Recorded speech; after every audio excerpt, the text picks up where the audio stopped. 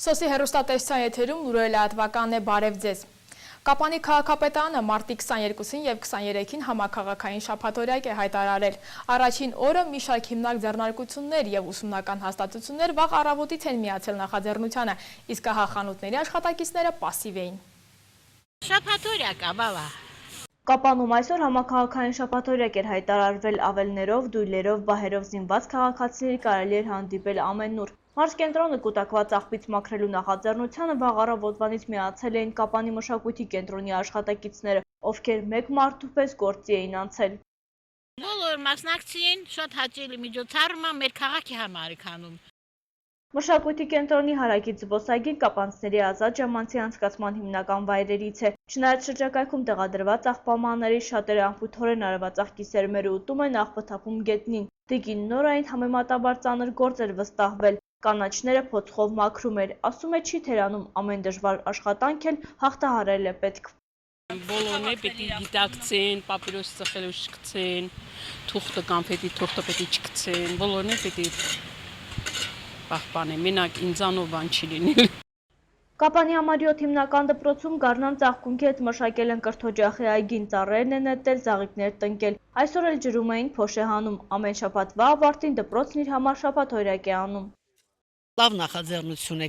քաղաքը միշտ պետք է մաքուր լինի, ժողովուրդը պետք է մաքրությունը սիրի, չսպասի շաբաթօրյակների, մշտապես պետք է մաքուր պահվի եւ բակերը, եւ փողոցները, եւ յուրաքանչյուր կրթական օջախի տարածք առավել եւս։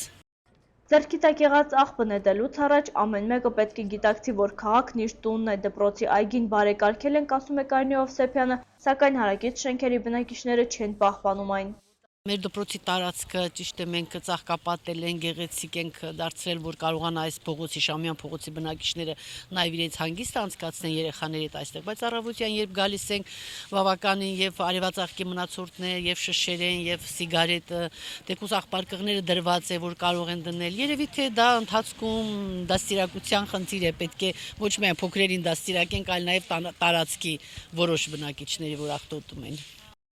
Ի տարբերություն ուսումնական հաստատությունների և հիմնակ ձեռնարկությունների քաղաքապետարանի նախաձեռնությանը, որքան էլ ցավալի է արձագանքել են հատուկենտ խանութի աշխատակիցներ, իրենց ոտքի տակը չմաքրել ցանկացող աշխատակիցները տարբեր պատճառներ թվարկեցին։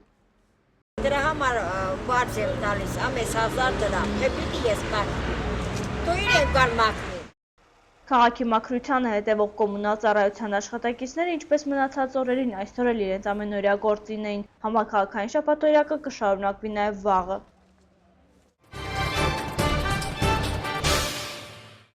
Սիսիանում էտվում և հատվում են ծառեր, հատկապես նրանք, որոնք վտանգավոր են մարդու կյանքի համար։ Քաղաքապետարանի այս նախաձեռնությանը այնուհետև կհաջորդի ծառատունկը։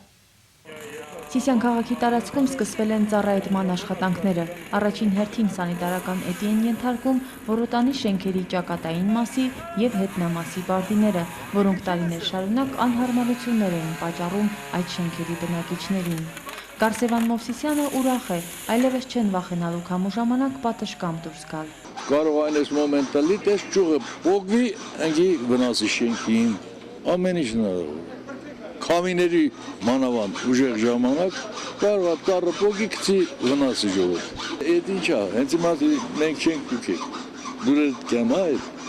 չէ։ Որոտանի շենքերի բակով հաճախանցնող հարևանության բնակվող Նունե Գրիգորյանի դուրը բարդիներն իրենց գեղեցկությամբ գալիս են, բայց ոչ միշտ։ Տարեկան մոտ 2 ամիս դժվարությամբ է անցնում այդ հատվածով։ Բարդուց թափվող փափուկ զանգվածն է պատճառը։ Հա, բամբակի սեզոնին, այո։ Ինչ առաջանում Ալերգիա։ Շատ է, լինում է, որ ծխախոտը գցում են, վառվում է, տարածվում է ծխ, օրինակ մեր շենքում տես դեպք եղավ։ Լսում է ջանը, լսում է քիթը, տամեն մոծակի պունը, ամեն ինչ կա մեջ։ Սերգեյ Արաքելյանը բնության սիրահար է, հիշում է, թե ինչպես են տարիներ առաջ կյանք տվել այդ ծառերին։ Հիմա եթե ծառատուն կանի, բարդիները բնակ շենքերից շատ հեռու կդնի։ Են երկու ծառը ես եմ տնկել, մեկ էլ ես երկու ծառն եմ ես տնկել։ Սաղ մեր հայացի երեխեքն են տնկել։ Սես է տուրբերկամ։ Ջրում էինք սիրուն ակուրատի։ Հիմա այս ծառերը, սաղ բամբուլները, հետ երկրորդ հարկի բալկոնում եմ ապրեմ։ Լրի բամբուլները կյամա լսում տունը։ Ու արևել չի տամ։ Այնքան սես բարձանա ուրքին է։ Քամի վախտել կարող է հանկարծ կոտրի պերիքսի բալկոնի մեջ։ Հենե այս կինը ծառի տակը կայնած, ծառը ընկել էր վրեն, հիշում ես ալիս, ես թե։ Որոտան 7 շենքի բնակիչներ Հովիկ Մարկոսյանին եւ Վալերիկ Սիմոնյանին բակ է հանել սղոցի ձայնը։ Հովիկ Մարկոսյանն առաջարկություն ունի սանիտարական էդ կատարողներին, իսկ Վալերիկ Սիմոնյանը համոզված է, իրենց բակին նոր ծառեր են անհրաժեշտ։ Երկու ծառ կան, վերևի լավ, հետևի շենքը։ Նրանք էլ պետք է կատարվի։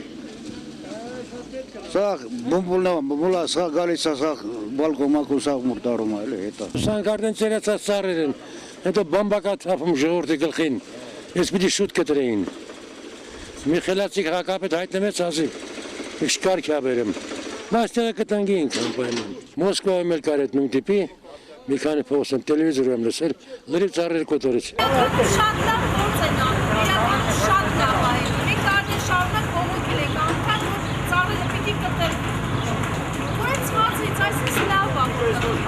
Բնակիչների գրավոր բողոքներն ու առաջարկություններն այդ հատվածում ծառերի էդ կազմակերպելուն ուղղված Սիսիանի քաղաքապետարանում են։ Իրենց բակային հատվածում բարդիների էդ կատարելու խնդրանքին ընդառաջելու առաջարկ բնակիչները կատարել են նաև ընդդեմ իրավական կամայականության հասարակական կազմակերպությանը։ Վերջինս այդ հարցով նույնպես դիմել է քաղաքապետարան։ Հակել են ընջասենյակը, ավելի քամի ժամանակ ճյուղերը ուժներեն 5-րդ հարկի լուսամուտներին եւ վախնեսություն։ Կան երեխաները 2 տարեկան, 2 ամսական, տարապում են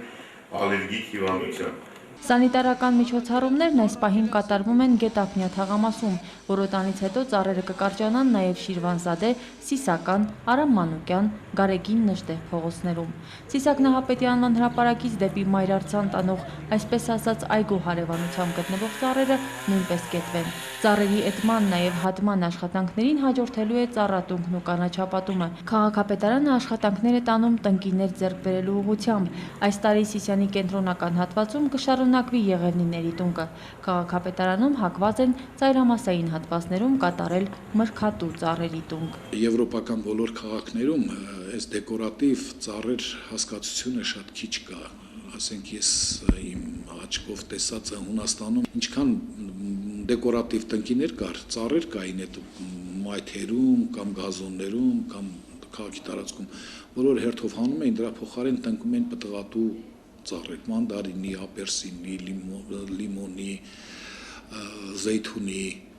որ նրանց մոտ էլ էր հաճում։ Հիմա նույն հաջողությամբ մեր մոտ կարելի է տնկել, ծիրանի էլ կարելի է տնկել, խնձորենի էլ, բալենի էլ, ինչի մենք ընդունում ենք, որ բանում թող տանեն, ժողովուրդ տանի։ Թող գողանան էլ, թող երեխեքը պոկեն էլ, մենակ ծառերին վնաս չտան մրգերը, բայց պետք է կուլտուրա դաստիարակենք։ Ես հակված եմ ավելի շատ պտղատու, բայց եթե չլինի ավելի շատ թփանման, ավելի ճիշտ գաջած ծառերի տեսքով, ոչ թե ասենք թզուր։ Կանաչազուրկ եւ ծառազուրկ քաղաքում ծառատունկ իրականացվի ոչ միայն փողոցներում եւ բակային հատվածներում, վստահեցնում են քաղաքապետարանում, քաղաքաշինության եւ ոլորտը սպասարկող բաժինը առաջիկայում անակնկալ ունի սիսիանցիների համար։ Մտածում ենք մի հատ այգում ավելի երիտասարդ ծառերով նոր այգու հիմնում ստեղծենք, որի համար այս պայդրությամբ հələ տարածք չունենք, երևի կհարմարացնենք որևէ տարածք այդ աշխատանքները կատարելու համար։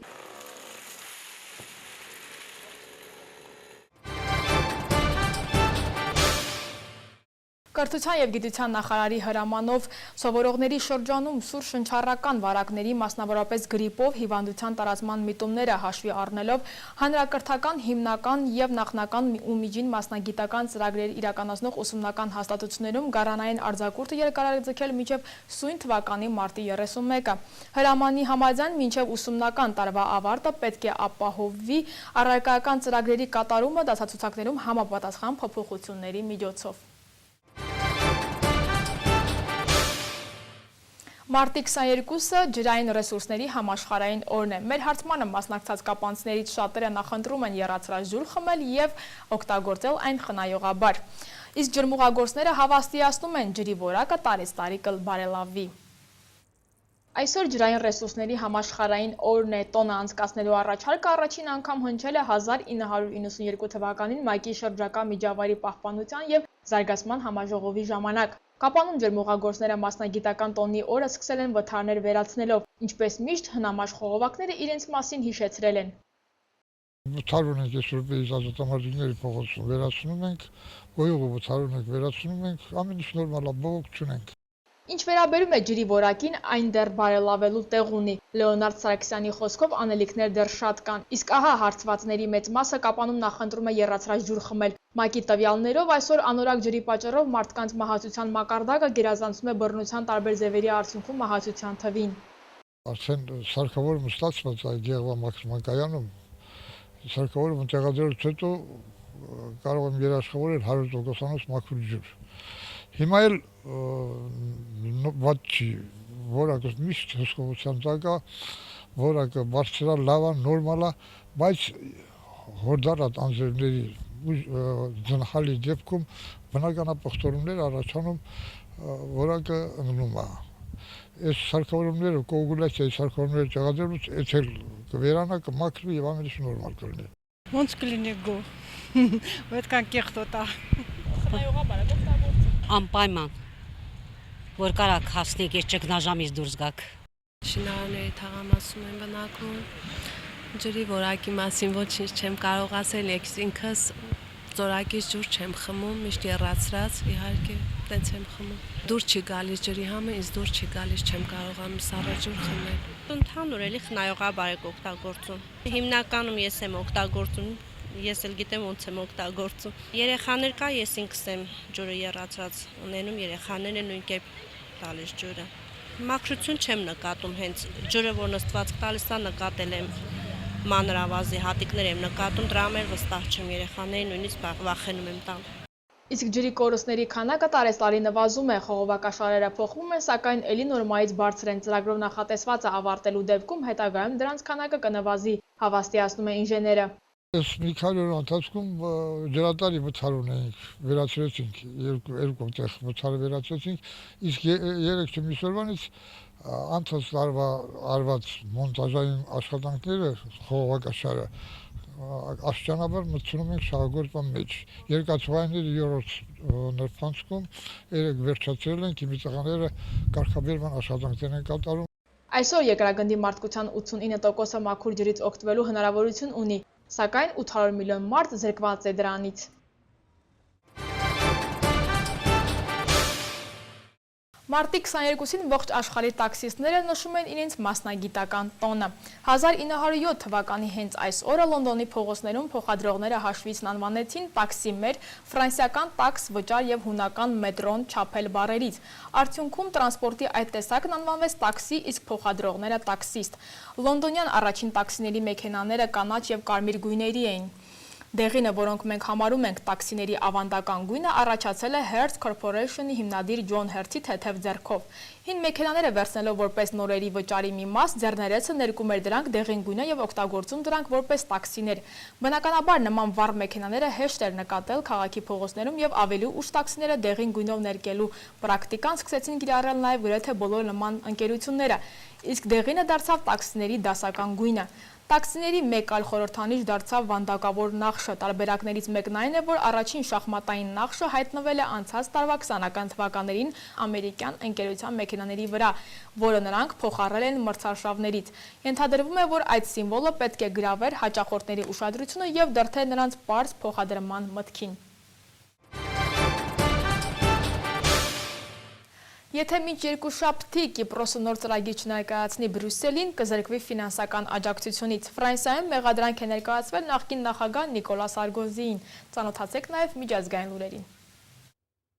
Կիպրոսի խորհրդարանը արտահերթ նիստ է հրավիրել քննարկելու այսպես կոչված B պլանը, որը պետք է ներկայացվի Բրյուսելին երկուշաբթիից ոչ ուշ։ Պլանը կոչված է ապացուցելու միջազգային վարկատուներին, որ Նիկոզիան կարող է հավաքել անհրաժեշտ 5.8 միլիարդ եվրոն իր ուժերով։ Միայն այդ պայմանով նրան կհատկացվի ևս 10 միլիարդ, որն անհրաժեշտ է փրկելու Կիպրոսի բանկերին եւ առհասարակ ամբողջ կղզին սնանկացումից։ 10 միլիարդից ավելին հատկացնելուց վարկատուները հրաժարվում են, եւ եթե մինչև երկուշաբթի նոր պլանը չներկայացվի Եվրոպայի կենտրոնական բանկը կդադարեցնի Կիպրոսի բանկերի ֆինանսավորումը։ Օրինագիծը, որը պետք է հարկեր Կիպրոսի բանկերի ավանները, նման պահանջ էր ներկայացրել Բրյուսելը, կղզու խորհրդարանը մերժել էր երեքշաբթի։ Ավանների հնարավոր հարկման մասին նորությունը վրդովմունք է առաջացրել ինչպես կիպրոսցիների, այնպես էլ օտարերկրյա ավանդատուների շրջանում։ Ռուսաստանը այդ քայլը համարել է անհեթեթ։ Կիպրոսի բանկերի ներդրողների մեջ մեծ թիվ են կազմում Ռուսաստանի քաղաքացիները։